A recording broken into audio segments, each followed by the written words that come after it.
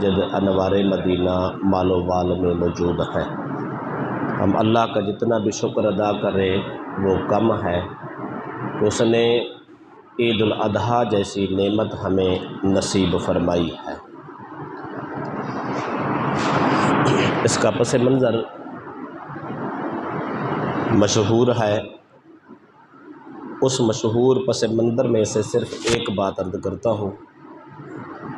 اللہ تبارک و تعالی نے جناب ابراہیم علیہ السلام سے کئی امتحانات لیے ہیں، ان میں سے اہم ترین اور مشکل ترین امتحان جو تھا اپنے ہاتھوں سے اپنے بیٹے کی گردن پہ چھری چلانا تھا۔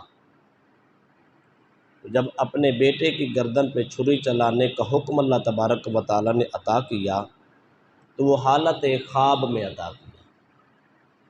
حالانکہ ابراہیم علیہ السلام وہ جلیل القدر پیغمبر تھے جن پہ وحی بھی آتی تھی، جن کو خواب کے ذریعے بشارت بھی آتی تھی، تو اللہ تبارک و تعالی نے وحی نہیں کی، وحی کر کے فرشتہ بھیج کر یہ آرڈر کر دیتا کہ پیارے خلیل اپنے بیٹے اسماعیل کو میرے نام پہ ذبح کرے، تو کوئی حرج نہ تھی، آرڈر ہو جاتا تو آپ کر دیتے۔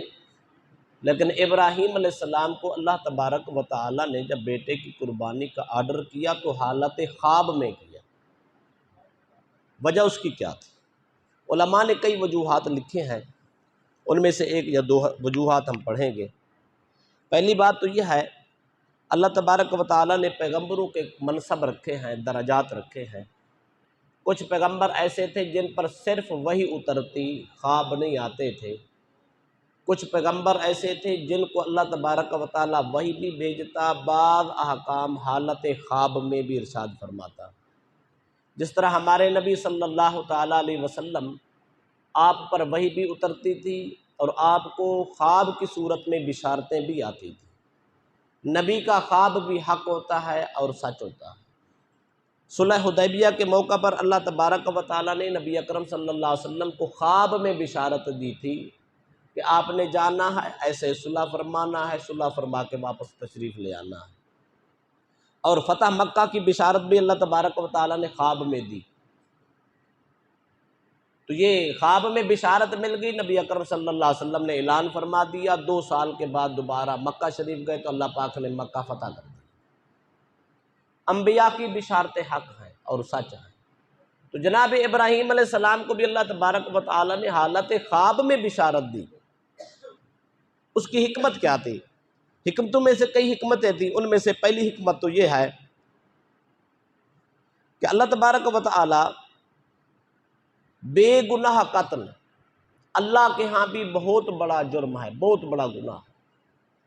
اسماعیل علیہ السلام کا کوئی گناہ نہ تھا، وہ اللہ کا پیغمبر تھا، کوئی کمی نہ تھی۔ نکال دے اس کو۔ اسماعیل علیہ السلام سے کوئی کمی کوتاہی نہ ہوئی، چونکہ اللہ کا پیغمبر تھا، اللہ کا پیغمبر ان سارے عیوب سے پاک ہوتا ہے۔ پھر ان کو قتل کرنے کا حکم کیوں آیا؟ ابراہیم علیہ السلام جلیل القدر پیغمبر ہیں، اللہ کا نبی اپنے بیٹے کو ذبح کرے، غلطی بھی کوئی نہ ہو، یہ بات سمجھ سے ماورا تھی۔ ایسا کیوں ہوا؟ اللہ تبارک و تعالیٰ اگر آرڈر فرما دیتا تو لوگوں کے ذہنوں میں خیال آتا کہ اللہ تبارک و تعالیٰ خود قتل کروانا چاہتا ہے، پیغمبر کے ہاتھ سے عمل کروانا چاہتا ہے۔ اللہ تعالیٰ نے اس لیے وحی نہیں بھیجی، حالت خواب میں دیا، تاکہ لوگوں کا نہ اللہ کی ذات پر اعتراض ہو سکے، نہ پیغمبر وقت پہ اعتراض ہو سکے، بلکہ خواب کی نوعیت میں اللہ کے پیغمبر کو آزمایا جا رہا تھا۔ اب دیکھیں، اللہ تعالیٰ دوسری بات یہ ہے کہ فرشتوں کو اپنے پیغمبر کی عظمت بتانا چاہتا تھا کہ فرشتوں کو پتہ چلے۔ اس کا پس منظر تھوڑا سا لمبا ہے، میں اس کو مختصر کر دیتا ہوں۔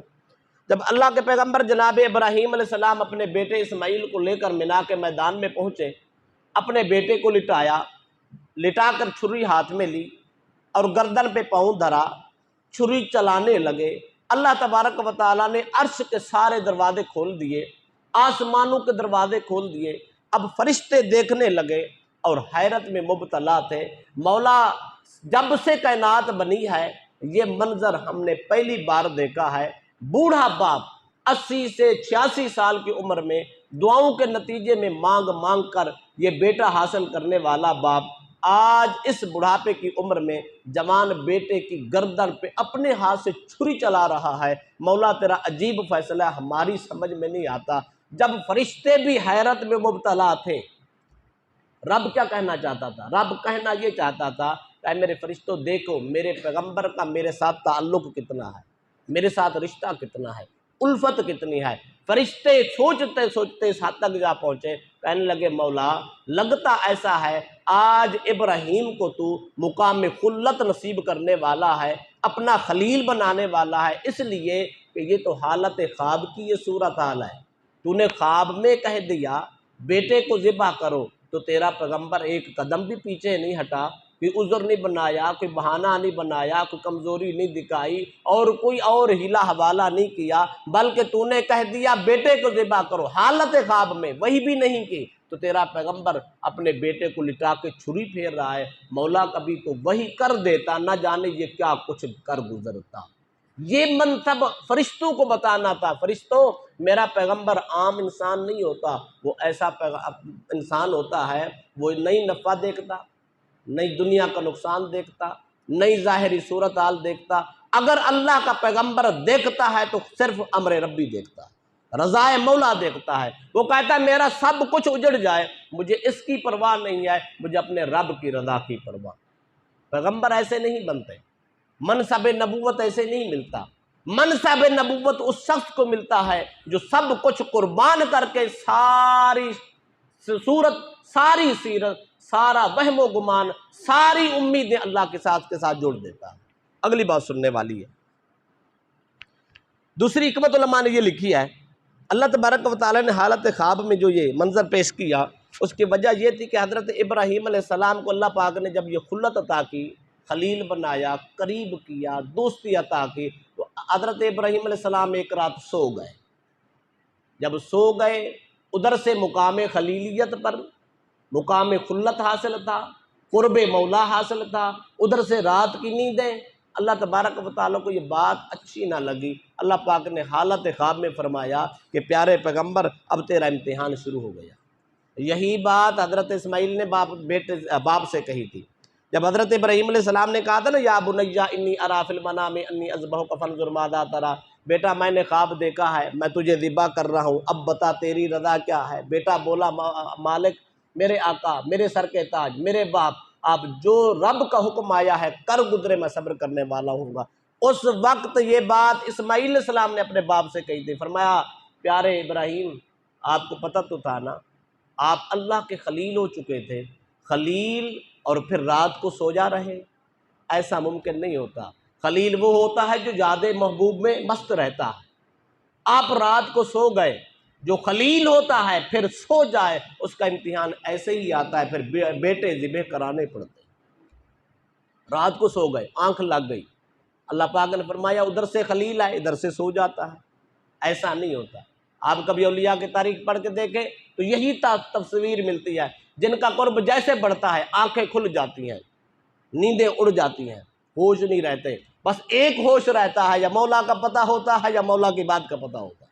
کاظمی کریم سید احمد سید کاظمی رحمۃ اللہ علیہ کے گھٹنے پہ کسی مرید خاص نے ہاتھ دھرا، کہنے لگے جناب سمجھ نہیں آتی، سارا دن حدیث پڑھاتے ہو، تفسیر پڑھاتے ہو، سارا دن علم رکھتے ہو، ساری رات جب ہوتی ہے کبھی کتاب اٹھاتے ہو، کبھی تفسیر اٹھاتے ہو، کبھی سجدے کرتے ہو، کبھی قیام کرتے ہو۔ اس وقت سید احمد سید کاظمی رحمۃ اللہ تعالیٰ نے فرمایا تھا، فرمایا لگی والیاں دی اکھ نہیں لگدی تے تیری کیسے اکھ لگ گئی؟ فرمایا تجھے پتہ نہیں ہے ہماری تو لو لگی ہوئی ہے، وہ سونے نہیں دیتا ہم سوتے ہی نہیں ہیں۔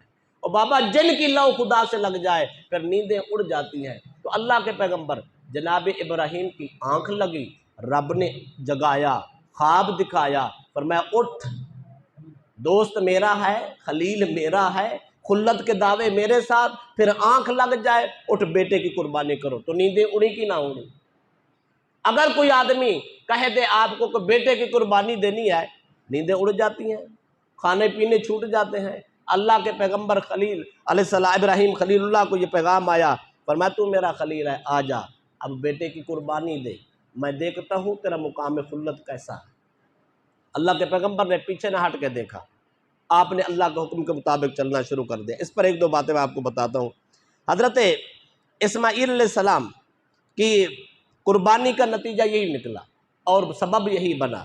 اس سے آگے چلے، صاحب زہرۃ الریاض والے نے لکھا ہے، فرماتے ہیں کہ آدم علیہ السلام جب جنت میں تھے نا، جنت کی انواع و اقسام کی نعمتیں دیکھیں، پھل دیکھے، پھول دیکھے، جنت کی بہاریں دیکھیں، وہاں جلوے دیکھے، سب کچھ دیکھا، تو وہ تھوڑے سے نا دل میں یہ بات کہے بیٹھے کہ یہ میری تو نصیب میں یہ جنت ہے، بس اتنی دل میں خیال آیا۔ اللہ پاک نے جنت کا ناطا توڑا، اٹھا کے جنت سے اٹھا کے دنیا میں بھیج دیا۔